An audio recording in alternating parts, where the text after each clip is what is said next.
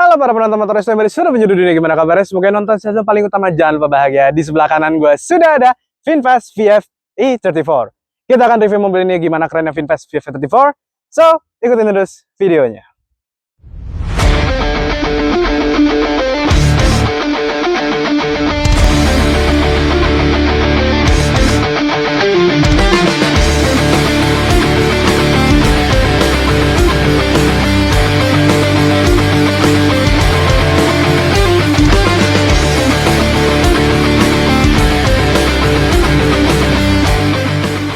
Oke, VinFast. Ya, kita tahu itu mobil brand dari Vietnam, kalau saya tidak salah tuh hadir pertama kali tuh di IMS 2024. Kemudian ini sudah memasuki tahun kedua, mereka juga sudah mengeluarkan linia baru yaitu VinFast VF3 yang belum lama dikeluarkan. Cuman inilah linia pertama yang hadir di Indonesia, itu VinFast VF34. Mungkin teman-teman juga sudah melihat VinFast itu sebagai Sun SM yang sekarang, Green SM. Nah, ini mobil yang kita pinjam ini sama persis dengan si Green SM itu. Oke. Bagian depan terlebih dahulu, mungkin bagi teman-teman yang nggak terbiasa melihat mobil Vietnam ya berupaya seperti ini, mungkin agak sedikit butuh pembiasaan. Cuman overall secara desain sih oke sih, si VinFast VF34 ini dia nggak kalah keren dari mungkin dari Jepang dan Korea. Dan personally sih saya suka sih sama VinFast VF34 ini. Dan kemudian yang kita dapat ini warnanya silver, jadi sebenarnya warna dia itu ada banyak, ada British Racing Green, ada yang hitam. Kalau putih itu kalau tidak salah nggak masuk di Indonesia, cuman di luar itu ada, dan kita beruntung dapat yang silver karena emang yang silver itu cukup menjadi primadona. Oke, first of all ini lampunya nih, dia garis-garis seperti ini, keren.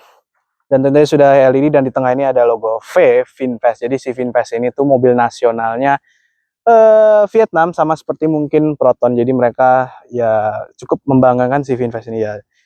Siapa sih yang nggak bangga negara yang nggak punya mobil nasional? Oke. Untuk bagian sini tuh saya kira ada, ternyata bukan, ini kosong, dan di bawah sini tuh kosong ya, but it's okay. Dan untuk bagian sampingnya terlebih dahulu, dan mobil ini cukup panjang dan lebar, dan somehow butuh waktu untuk beradaptasi untuk membawa mobil ini. So far sih ya nyaman sih. Nanti untuk rasa berkendara akan ada video terpisah sendiri. Untuk pengereman depan belakang sudah cakramnya ini sepertinya ring 16 atau berapa gitu. Ini velgnya juga lumayan besar, dan saya suka sih velg-velg yang gede-gede sih. Dan tentu ini ada bagian spion, dan dia ini ada kamera 360, dan kamera 360 ini cukup nggak cukup jernih banget. Jadi terkadang dimensinya lebar ini kamera 360 itu juga benar-benar kepake. Jadi ketika saya melewati gang, saya harus membuka kamera 360-nya terlebih dahulu, dan itu agak effort karena saya merasa mobil ini cukup lebar. Dan ke bagian belakang, kita akan cek bagian belakang. Oke, tadi saya juga lupa menyebutkan, di sini ada roof rail. Ini kokoh roof railnya ya, aji gile. Mungkin bisa dipasang bagasi yang di atas nih, roof box. Dan di sini ada antena shark fin di sini. Dan ini dia bagian belakangnya. Ini lampunya membentuk logo V sama seperti logonya ini. Dan desain ini sih saya agak kurang suka sebenarnya sih, batis. Oke, di sini ada tulisan VF E34, dan untuk bagasi sendiri dia sudah power tailgate, dan tombolnya sih agak ngumpet sebetulnya. Dan bagasi ini, oh ya anyway, ini kuncian nih nggak kalah kayak Jepang loh kuncian ini. Mungkin saya kayak ngedekat dikit. Nih, ada double nih, dan bagasinya tinggal dipencet aja. Yoi, di dalam sini juga ada bagasi yang space-nya cukup luas. Di dalam ya perkiraan bisa naruh sekitar 1 koper besar dan 3 koper medium tuh cukup lah sepertinya. Dan tentunya untuk nutup bagasinya ini, saya lupa harus pencet dari sini. Dan bunyinya itu cukup satisfying ya, nggak tahu kenapa ya. Dan kita mau ke dalam bagian dari interior mobil ini. Oke, di bagian dalam sendiri dia nih cukup banyak mainannya lah. Oke, pertama nih kita disetir dulu. Mobil ini juga sudah ada cruise control, cuman tidak ada light keeping assist. Setidaknya dia ada kamera 360 yang cukup jernih. Untungnya cukup jernih. Jadi kita maupun malam hari itu tetap kelihatan kalau ketika kita bermanuver ya. Dan tentunya di setirnya sendiri untuk urusan peraudioan di sebelah kiri, dan untuk urusan cruise control itu ada di sebelah kanan, dan ada voice command juga di sebelah kanan. Dan klaksonnya nih, gue suka klaksonnya. Oke, untuk tampilan dari speedometer sendiri, ini cukup berwarna dan cukup informatif. Semua informasi yang kita dapat tuh ada di dalam sini. Di bagian kiri itu ada, kalau kita geber dikit dia ada powernya akan titik-titik naik ke bawah, dan di bawah itu ada generatif braking juga, dan di sebelah kanan nih seperti kayak sisa listrik kita ada berapa, dan tentu ada banyak informasi yang bisa kita dapatkan di dalam sini. Di sini ada info kondisi temperatur ban, kemudian ada kondisi kita bisa nelfon orang dari sini juga bisa. Kemudian ada informasi kita lagi nyetel lagu apa juga ada. Kemudian ada warning dan segala macamnya, dan tentunya ada jarak tempuhnya juga diberitahu di sini di speedometer ini. Oke, untuk urusan head unitnya dia cukup besar dan bentuknya ini persegi panjang yang berdiri. Biasanya kalau kemarin yang kita reviewkan Citroen kan persegi panjang nyamping, kalau dia ini berdiri. Dan tentu di sini juga ada banyak informasi yang kita bisa dapati di dalam sini. Tentunya misalkan ada kamera 360, driving aids, ada media nih. Kemudian ada informasi baterai dan owner manual, dan ada car control juga dalam sini. Vehicle service juga ada di dalam sini.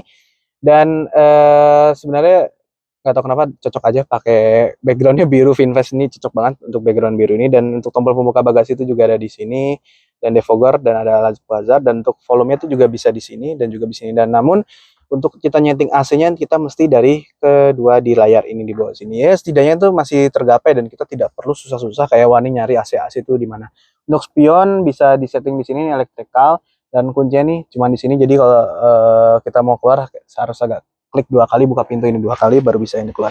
Sini ada tempat naruh gelas 2 buah, kemudian ada untuk storage untuk naruh barang-barang kalian.